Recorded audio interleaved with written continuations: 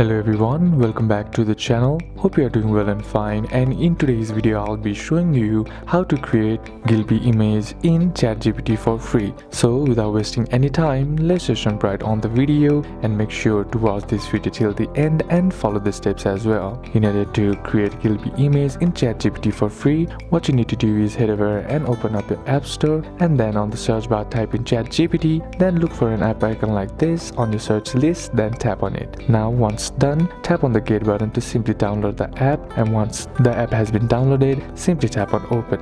Now here, what you need to do in order to create a free image is just simply tap on the plus icon on the bottom left corner of the screen, and then tap on photos, and then select a photo that you want to create as a Ghibli art. Then under the message section, type in "turn this into a Ghibli art," and then tap on send. Now the ChatGPT will create a free Ghibli art image for you, but keep in mind that it takes a premium ChatGPT subscription to make multiple photos. On the free tier, you are only given the option to create Ghibli art for 2 times. So keep these things in mind, and that's basically how you can do it. And that's it for today's video, guys. Hope this video was useful to you. Leave a like if it did, comment down any questions that you have, and see you soon on the next one.